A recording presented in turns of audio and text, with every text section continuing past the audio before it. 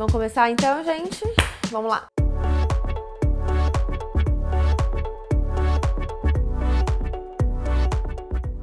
Sejam bem-vindos a mais um Conexão Cultura, o programa que te conecta à cultura em São José dos Campos. Hoje eu vou te conectar com a arte da Pitiu Bonfim, artista plástica, curadora de arte e cenógrafa. Obrigada por nos receber aqui no seu ateliê. Gente, lugar lindo. Inclusive, daqui a pouquinho a gente vai dar um giro aqui nesse ateliê, mostrar a arte dela, mas vamos conversar um pouquinho aqui antes, né? Vou falar o que tanto essa mulher faz, um monte de coisa, Ela desenvolve pesquisas na área da educação em artes com foco em processos criativos, atua como figurinista e cenógrafa para grupos de teatro e artistas performers. Ela realiza projetos de curadoria, para exposição de artes plásticas coletivas e individuais. Ela é fundadora do Grupo Núcleo e do coletivo Usina 14, que realizam exposições, intervenções urbanas e ações educativas voltadas para a rede pública de ensino. Criadora do projeto Recriarte, um projeto bem legal, a gente vai falar dele, que é um ateliê de arte para crianças de 7 a 12 anos. Isso. Crianças novinhas, adoro trabalhar com as crianças, né, Pichu? E já participou de exposições coletivas no SESC, no SENAC, no Museu Municipal de São José dos Campos, no Espaço Cultural Maria Antônia, lá na USP. E esses dois tá complicado o nome, porque foi em Veneza, né? Na Escola Gráfica. Escola Gráfica Internacional. Internacional de Veneza. Me ajuda aqui, isso. Pichu. E recentemente na Art Chamber Gallery. Art Chamber Gallery na Índia, em Na Goa. Índia. Isso. E foi recente essa daí, né? Foi agora em dezembro de 2022, uma experiência bem legal. A gente viajou uns 40 dias e paramos lá nessa cidade uma semana e tivemos oportunidade de participar dessa exposição. Quer dizer, na verdade foram só brasileiros, né? A gente que expôs lá. Não, tinham dois artistas indianos também. Então era a reabertura no pós-pandemia, tava uma coisa assim bem legal, tava todo mundo bem... Pra soltar a arte, né? Depois tava desse bem, tempo aí. sabe? Foi bem legal. E Goa é uma cidade que foi colonizada por portugueses. Então é incrível porque no centro histórico assim tem aquelas casas tipo Paraty, Paraibuna, sabe aquelas casinhas assim? De Minas, muita coisa parecida, né, de colonização portuguesa e uma geração mais velha que ainda fala português com sotaque de Portugal. Posso te chamar de Pitiu, né? Eu já perguntei, mas Pitiu não tá no seu nome ali de documento, né? Não. Como que veio esse Pitiu? É um apelido de criança da minha família. A gente não tem muita certeza da origem, mas imagino que alguma coisa meus irmãos, como eu sou mais velha, de 4, um jeito de me chamar que acabou ficando. Então, foi um jeitinho assim, desde criancinha. Um jeitinho carinhoso. Isso. Olha que privilégio, né? A gente poder chamar de Pitiu também. Imagina. E olha, você tem muitos projetos, você é muito presente no cenário artístico aqui de São José, né? Várias coisas. Mas como que começou? Como que você já tinha na família? Conta um pouco da história, como que você começou a se envolver com a arte?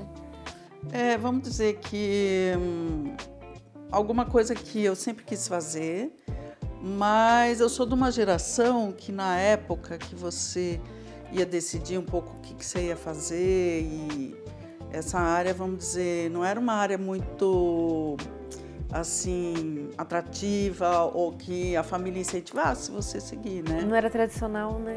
Então eu comecei a fazer arquitetura, daí arquitetura aqui em São José, tinha uma faculdade aqui e a faculdade fechou. E aí na transferência muitos alunos foram para outras escolas, ou para Campinas ou para Mogi, foram transferidos, né? E aí eu fui para a FAP, em São Paulo, fui fazer desenho industrial. Aí fiz desenho industrial, trabalhei pouco com isso, mas só comecei a trabalhar mesmo com arte tardiamente, viu? Nos anos 2000, assim. Sério? Então aconteceram aquelas coisas que às vezes acontecem na vida, uma coisa que te dá uma mudança imensa, e aí você tomar decisão, não, agora eu vou fazer o que eu quero, né? E daí para isso eu voltei a estudar, então daí eu fui fazer pós-graduação, daí fui estudar lá na ECA, na USP, fiz vários cursos lá. Você chegou a fazer uma formação assim, tipo, bacharelado de arte? Não, daí não, a faculdade já tinha feito, né? O que eu fiz foi muito curso de pós-graduação, mas o mais importante para mim era estar participando desse lugar onde a gente pudesse falar do trabalho, onde tivesse crítica, né? E colocasse o trabalho em discussão. Para mim foi uma coisa assim muito importante, porque como eu era mais velha, num grupos assim que tinha muitos jovens ali de várias áreas, né? De jornalismo, de artes plásticas, de comunicação, de teatro, fazendo pós-graduação. Então foi uma coisa bem legal, conheci muita gente, vários artistas, ateliê, então fez muita diferença para mim. E sabe que isso foi uma coisa que eu, assim, opinião minha, eu percebi no seu trabalho, ele tem características de muito arte moderna, coisas jovens, né, que os jovens produzem. Você acha que veio daí, então, dessa vivência que você teve ali na olha, na pode faculdade? ser, assim, nunca tinha relacionado isso, mas eu acho que esse lugar me despertou muito essa percepção da arte que está acontecendo, sabe? Que está acontecendo na rua, todas as expressões que estão acontecendo, né? Eu admiro muito e não convivo hoje muito mais com a arte de rua mesmo, sabe? Então, alguns grupos que eu participei, a gente fez várias intervenções urbanas, da linguagem gráfica, por exemplo, que é essa coisa também da rua, do lambe-lambe, sabe? De criar esse material para ser uma coisa assim mais de informação direta, de passar uma mensagem mais relacionada com o dia a dia, para as pessoas poderem se identificar. É uma coisa que, a partir daí, eu comecei a curtir mais, a querer trabalhar mais com isso mesmo. Nossa, foi surpreendente. Eu não sabia que era... Achei que você tinha mais tempo, assim, e tal. Então, eu sabia que você tinha feito arquitetura, né? Arquitetura e desenho industrial. Design. Hoje em dia chama design, na época chamava desenho industrial. E você utiliza bastante disso da arquitetura? Olha, eu acho que sim, porque eu comecei a ter a oportunidade de trabalhar aqui em São José com muita cenografia e figurino. Então, a cenografia, o espaço cênico, com certeza, tem muito de arquitetura e o desenvolvimento de tudo que você vai fazer em cena, a relação que tem entre a pessoa e os objetos, como que esse público percebe aquilo que está no palco, tem essa distância, como que você coloca esses objetos em cena, sabe? Então, tudo isso tem muito a ver com o espaço, né? E os objetos. Então, a arquitetura e o desenho também. O desenho industrial, na verdade, é o design, é a criação de objetos, de peças, né? Então, às vezes, eu tenho que desenvolver algum objeto específico para uma cena, né? No último espetáculo que eu desenvolvi um mobile, sabe? Mobile é aquelas coisas que ficam penduradas muito grande, 6 metros. Então, estudar esse material para ficar leve, ele tinha que subir e descer. E o diretor queria que ele caísse no chão, então ele tinha que bater no chão. As coisas que estão penduradas não podia quebrar, então tive que fazer as coisas uma por uma, os objetos, sabe? Pesquisar materiais para poder usar e aí misturar tudo isso, sabe? Pintura, às vezes costura, às vezes, sei lá. Eu gosto muito de incluir trabalho de outras pessoas também. Legal. E a gente vai dar aquele intervalinho, mas a gente volta e eu quero falar mais sobre esse trabalho aí da Pitil. Espera aí que a gente já volta.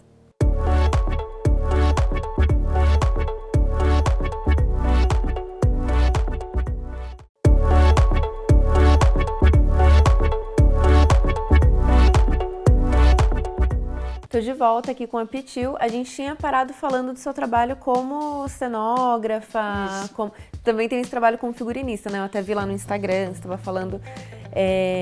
Você faz, então, figurino para espetáculos também, né? Isso. Como que é a sua pesquisa para formular? Como que você recebe esse trabalho e faz? Então, assim, o contexto, rapidinho, São José tem vários grupos de teatro, vários teatros independentes. Então, são pessoas que estão aí trabalhando há muito tempo mesmo.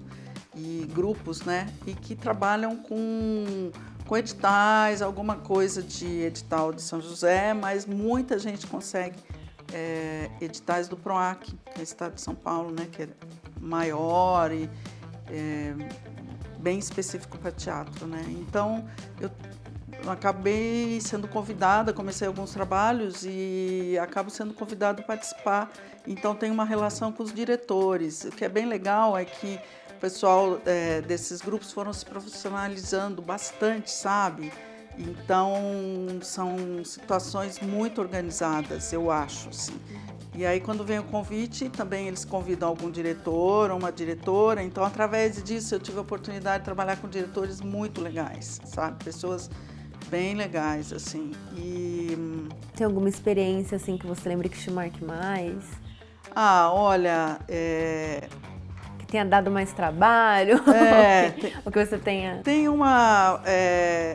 por exemplo, tem um espetáculo que chama Sonhos Roubados, que é da Companhia de Teatro da Cidade, que foi bem legal da gente desenvolver, que foi toda uma pesquisa baseada numa história do Vicentino Aranha, de uma personagem que viveu lá toda a vida dela, o drama de ter passado por ali naquela época, né, da doença, aquele estigma da doença também.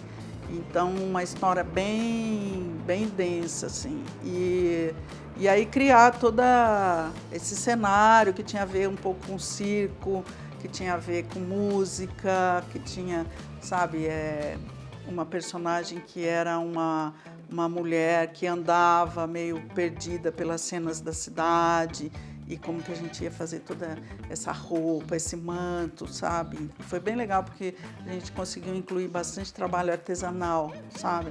Então, por exemplo, o nosso painel de fundo era uma coisa imensa, assim, que foi uma pintura de 9 metros por 6 metros de altura. Então, você imagina, para produzir isso, um lugar que você tem que jogar essa tinta, depois levantar esse pano imenso, né? No mesmo trabalho você faz a cenografia e o figurino? Essas coisas normalmente já são integradas mesmo? A maioria, sim. Às vezes já aconteceu de eu fazer só o figurino, por exemplo, ou só o cenário, né? E daí tudo bem. Mas a maioria dos trabalhos que eu fiz são as duas coisas. E a minha relação fica direta com o diretor, o que ele quer com toda essa visualidade, né? Do espetáculo em relação àquele assunto que vai falar, né? Você tem essas diferentes atuações. Tem alguma que é mais forte? Assim, você produz a arte plástica, você é curadora, você tem muito trabalho como curadora também, né? E essa parte de cenógrafa, figurinista, você diria que uma delas é mais forte? Você gosta mais de fazer, você faz mais? Então, eu acho que é momento, sabe? Porque vamos pensar na pandemia, né? A pandemia foi um grande desafio, porque eu moro sozinha, então eu tinha vários projetos em andamento, vários, quando falo vários, assim, é bastante mesmo, andando vários projetos, e aí vem a pandemia e ninguém pode se encontrar, né? Então, através da internet, né, a gente acabou criando um sistema de fazer essa pesquisa, se manter em contato, as pessoas fazendo ensaio, esses diálogos todos. Então, acabamos criando os espetáculos, sabe? Fazendo os vídeos, porque exigia, pelo prazo, a entrega de alguma coisa. Com exibição online também? Exibição online. Então, a gente vai entrando numa relação onde a gente vai resolvendo essas questões para poder finalizar o trabalho. Então, acho que a parte de teatro é bastante importante para mim, mas atualmente eu estou querendo me dedicar mais para a pintura mesmo. Para produção, nem tanto para curadoria. Mas assim, são trabalhos que são super legais, que eu gosto, e quando tem, eu gosto de fazer. Então, tem alguns, assim, tem uma curadoria, 2 curadorias esse ano para fazer, e conforme aparece o convite, eu faço, eu gosto. A gente vai entrar bem fundo ali na sua arte, na sua produção de artes plásticas no próximo bloco, aguardem. Tá. Mas eu queria falar disso de curadoria, porque eu não sei se foi correta a minha percepção, mas eu achei muitas curadorias feitas por você, né? E isso, eu queria falar um pouco mais disso. Você pode explicar para o pessoal o que é curadoria? Claro. Então, por exemplo, a gente tem um edital, vamos dizer, para selecionar artistas. Vamos pegar o Salão de Artes. A Galeria Poente, que é aqui em São José, né, do Paulo, fez um edital para artistas jovens. Então sai um edital, é publicado, a gente divulga pra caramba, daí tem umas regras, as pessoas se inscrevem, aí tem que apresentar o portfólio. Portfólio, o que é? O artista mostra um pouco do que é a produção dele. E depois ele tem que mostrar o que ele gostaria de expor, entende? Então, para ver se tudo se encaixa também. Mas são questões assim que é muito legal, eu acho que os jovens artistas têm que ficar ligados, porque é uma oportunidade de você participar, mostrar o seu trabalho e, para quem ainda não teve a oportunidade, aprender, porque tem um sisteminha, sabe? Que os editais exigem que a gente tem que cumprir. Então, às vezes, ele ainda não sabe fazer um portfólio, não sabe escrever sobre o trabalho, não sabe fazer um currículo, entendeu? E, às vezes, cria uma situação que a gente chama de mentoria. E daí ele pode participar com uma outra pessoa que vai orientar dentro do trabalho dele algumas coisas que vão ficar de um jeito mais profissional para ele se mostrar e poder mostrar o seu trabalho. A curadoria, na verdade, a gente vai selecionar dentro desse grupo que se inscreveu, né? E que passou algumas etapas. Por exemplo, está escrito lá, mande o seu portfólio. A pessoa se inscreveu, não mandou o portfólio. Infelizmente, ela não vai ser selecionada. Então, tem que seguir todas aquelas coisas. Tem algumas coisas que já vai eliminar. E dentro desses que ficaram, daí a gente vai olhar e ver aquele que já tem um trabalho que já está mais... que já tem um corpo, sabe? Então, que já tem uma... Eu quero mostrar isso aqui, eu quero mostrar pintura, eu quero mostrar escultura. Já dá para fazer uma seleção ali de trabalhos que combinam entre eles para expor. Não é bem a palavra combina, porque combina é uma coisa que fica assim muito subjetiva, né? Porque depende do que você gosta, né? E, na verdade, é mais assim alguma coisa que a gente identifica que tem uma personalidade daquela pessoa, sabe? Que representa aquele trabalho. Você vê uma coisa, aí você vê a outra, você vê que as coisas têm uma pesquisa que veio acontecendo, que ele está desenvolvendo um percurso naquilo, já tem um sinal disso, sabe? Daí a gente seleciona. Então, dependendo do edital, a gente seleciona 5 ou 10 e daí finaliza com uma exposição. E nesse trabalho você acaba se envolvendo com muitos artistas, desenvolvendo aí com vários artistas jovens também, imagino. Sim. E você acha que é importante ter essa visão? É importante para a arte, para o desenvolvimento desses jovens artistas, esse trabalho? Olha, eu acho que sim, porque, que nem te falei, eu não tive essas oportunidades. E então, assim, você pode escolher. Hoje em dia, eu não imagino um artista que fica fechado num ateliê, produzindo sozinho. Não faz muito sentido isso, né? Hoje em dia, ainda mais do jeito que a gente tem as redes sociais, as pessoas estão se expondo mais, né? Então, eu acho que é super importante participar dessas iniciativas, principalmente na nossa cidade. E tem editais em várias cidades do Brasil inteiro, inclusive internacional, né?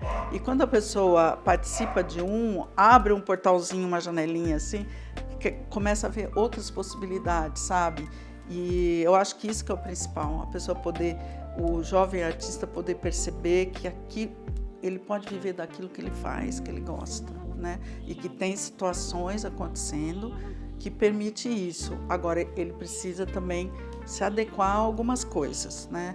Então, produzir isso, ter um material, fotografar o seu trabalho, ter um currículo legal, deixar um projeto de exposição organizado, sabe? E são coisas assim que aprende a fazer e depois vai fazendo, tranquilo. A gente vai dar aquele intervalo e daí a gente volta para o último bloco. Ainda tem bastante coisa para falar com a Pitil, só que daí vai ser mais dinâmico aqui, a gente vai mostrar seu processo criativo, que é aquela parte, verdade, né? Quer falar? A gente já volta. Tá bom.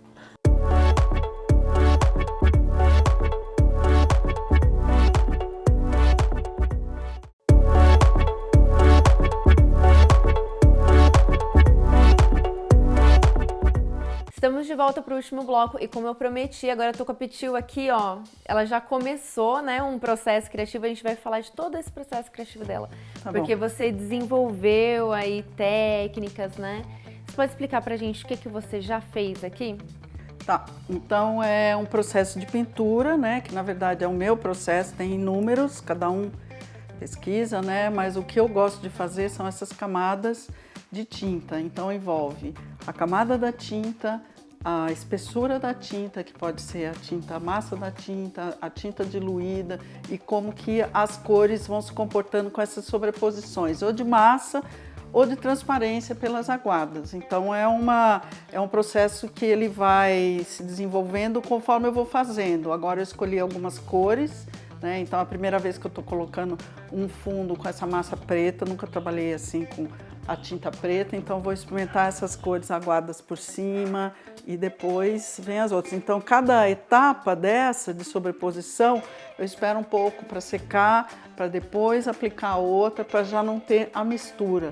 Às vezes até deixo misturar um pouquinho para ver o que acontece, né? Mas é um processo experimental mesmo, mais ligado para mim com a percepção da cor e depois com esse resultado de você conseguir perceber essas camadas e essas cores assim sobrepostas, é isso.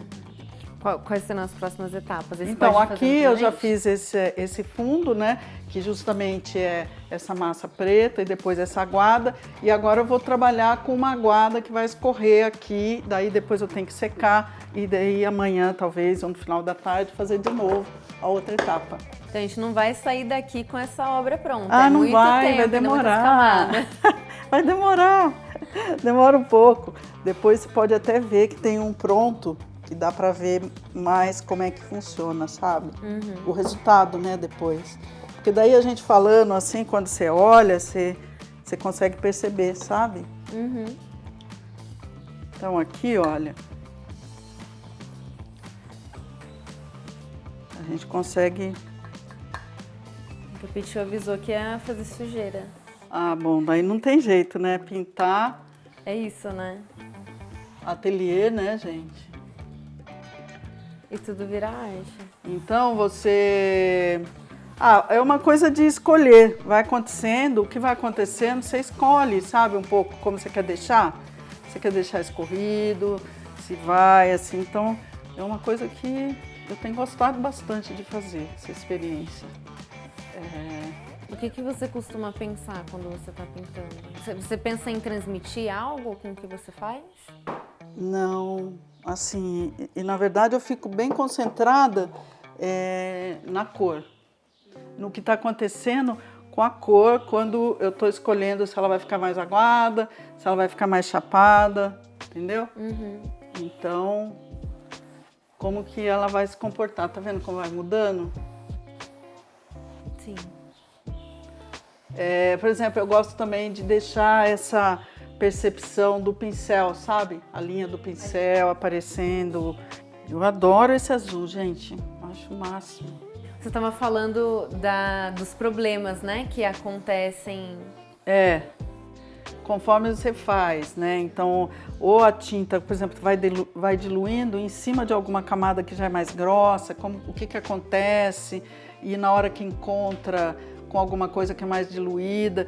Então, isso aí eu chamo de problemas do bem, porque, na verdade, eles são uma oportunidade de você usar ou não para alguma outra interferência, sabe? Com outra cor. Então, por exemplo, essas aguadas assim que vai dando essas manchas, sabe? Eu acho super legal. Depois já começo a pensar em ocupar essas áreas com alguma outra cor, né? Por exemplo, o vermelho. Vamos ver. Então, o vermelho, bem massa, quer ver? Ó, você colocar uma massa aqui, como que muda? Olha. Nossa, que lindo, que diferença. Né? Então, E você já está usando essas linhas que a... aí são decisões que você vai tomando, ou você pode cobrir totalmente, ou você vai deixar, mas já vai dando essa situação de sobreposição, de cor e de fluidez, né, da tinta, sabe? Você falou que até agora a sua parte preferida do momento, assim, é produzir aqui, né? E desde 2017. Desse tempo pra cá, você já teve que parar algum tempo? Você teve um bloqueio artístico em algum momento? Ou você começou ali e seguiu produzindo? Olha, eu acho que essa coisa do bloqueio, ele está relacionado com um bloqueio meio geral da vida, né? Quando você tem alguma fase assim que tem algumas outras coisas da vida que você tem que resolver ao mesmo tempo, que está acontecendo que é muito forte. Então, é um bloqueio que dá assim no geral, né? Mas eu acho que o trabalho de arte é uma coisa sistemática que você tem que fazer sempre. Então, se eu não estiver pintando, eu estou fazendo cenário, estou fazendo figurino, ou se eu estou envolvida com o processo de outros artistas, sabe? Também é uma coisa muito legal. Ou mesmo, por exemplo, no ateliê, quando tinha as crianças, que eu trabalhava bastante, era, na verdade, um aprendizado imenso, porque através de perceber as crianças fazendo com muita liberdade, também me impactava de coisas assim que, sabe, eu descobria coisas vendo as crianças trabalharem. Você gosta de passar esse conhecimento e, pelo que eu percebi, você também absorve, né? Ao mesmo tempo que você passa, você usa muito isso na sua arte. Eu gosto muito de ver o trabalho de outros artistas. Eu gosto de ver. E você absorve pro seu, te inspira? Porque às vezes você olha, por exemplo, uma pintura, sei lá, de um mestre aí da pintura, não sei o que, você olha e fala, nossa, olha como que ele resolveu essa questão, como que ele colocou, sabe, essa matéria da tinta, essa profundidade, essa cor junto com essa, sabe? São coisas assim que quando você faz, você olha, você identifica de um outro jeito, é bem legal. Bom, agora eu vou usar um pouco de branco. Daí a gente pode ir misturando aqui mesmo, sabe? Ou você faz essa mistura fora. No pote, você faz esse azul mais claro, mas eu gosto de misturar aqui também. Eu achei material seu, você gosta também muito de aprender diferentes formas de expressar arte, né? Eu vi que você já, um trabalho que você estava fazendo, que ele era com... Você fazia uma base na tela e aí você usava projeção para pintar. Projeção, Você sim. ainda faz com projeção? Trabalhei muito com projeção, adoro. Ainda faz? Uso muito para cenografia, é bem legal. E também eu acho que é um método muito legal para ensinar, sabe? A projeção. Às vezes porque faz a sombra, né? Faz a sombra, você cria essa coisa da proporção, você consegue perceber muitas outras coisas com a projeção. Não só a forma que tá, sabe? Mas outras interferências que você pode fazer na projeção, é bem legal.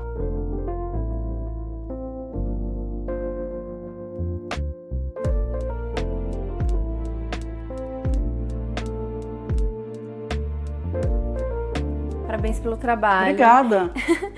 E muito obrigada por nos receber aqui. Imagina, foi um prazer. A gente vai ficar mais um trechinho aí, porque eu quero ver até onde que dá pra fazer, né, essa camada aqui. Mas a gente vai encerrando o programa por hoje. Tá bom, obrigada. Obrigada, pessoal. Todo mundo aí da equipe.